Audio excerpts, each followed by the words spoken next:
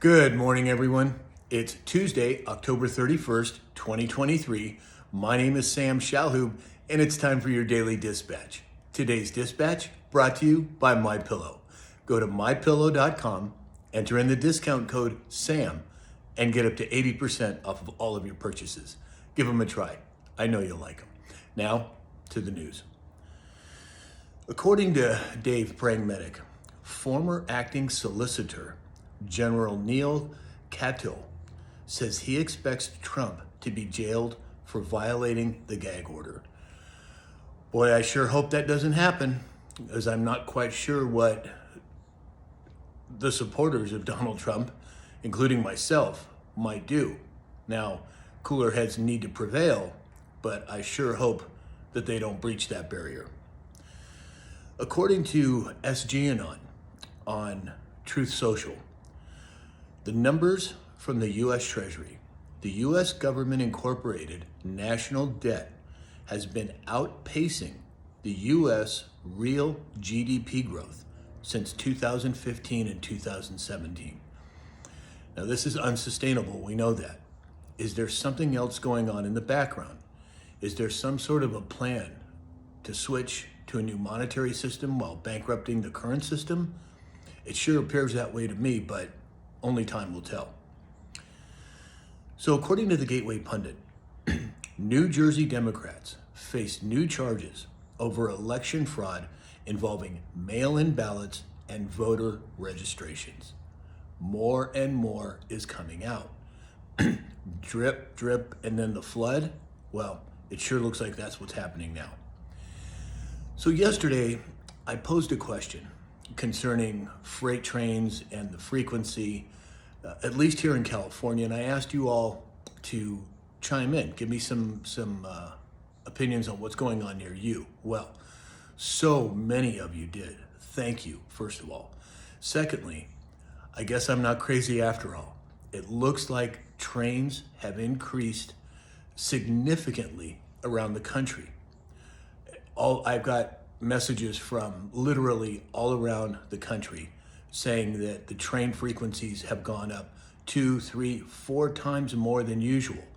Something is happening here. Now I'm digging and I'm trying to find what it is that's going on, if it's available for consumption in terms of the information.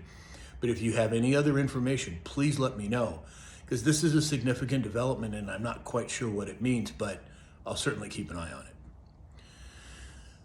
According to Badlands Media, under legal pressure, the National Archives have located 82,000 pages of emails that Joe Biden sent or received during his vice presidential tenure on 3 private pseudonym accounts, a total that potentially dwarfs the amount that landed Hillary Clinton in hot water a decade ago.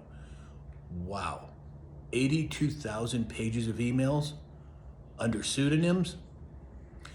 Fishy, to say the least, but it looks like the exposure is happening, which is a good thing.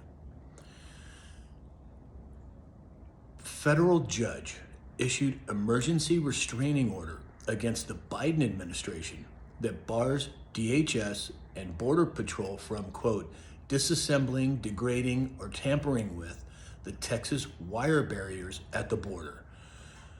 This is a big win for Ken Paxton, who's the AG of Texas, and I'm very glad to see it. He went through hell and came out the other side, and it looks like he's come out swinging. Good. Yesterday, authorities found a 22-year-old man dead, dressed in black-colored tactical clothing, bearing patches.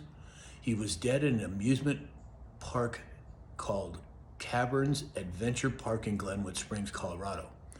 The man was heavily armed with a semi-automatic rifle and a semi-automatic handgun, and he had multiple loaded magazines for both weapons. He was wearing body armor and what appeared to be a ballistic helmet.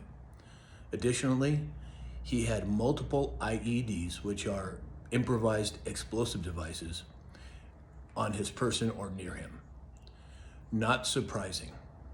As I've said before, whenever there's major news coming out, there always happens to be some crazy man or crazy person trying to shoot people up or blow people up. This is by design, in my opinion. Well, don't forget how many illegal immigrants we have in our country now, based on an open southern border.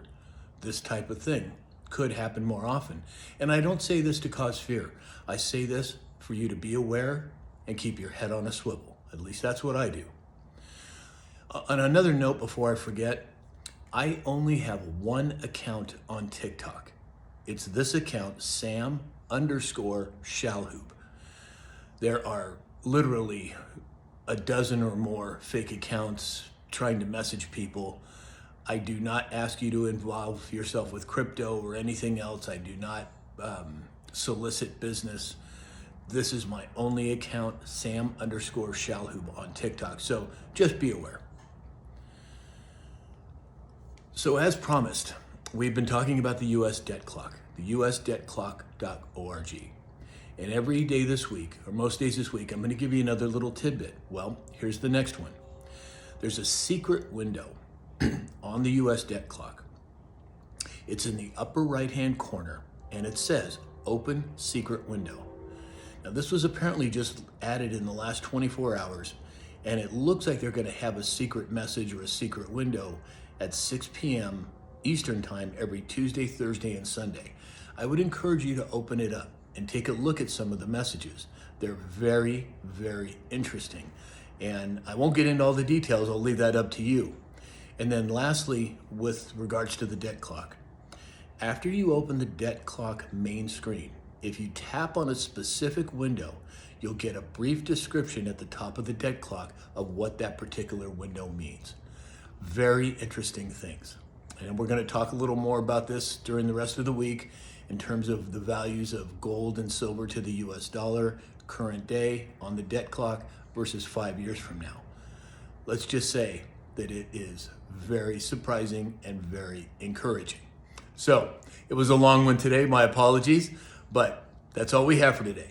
So go to my store, that's mystore.com, enter in the discount code SAM and get up to 80% off of all of your purchases. Please like, share, follow, and subscribe. And as you know, you can find me on Rumble or at samshalhoub.com. And in the meantime, I hope you have a great day, and we'll talk again soon.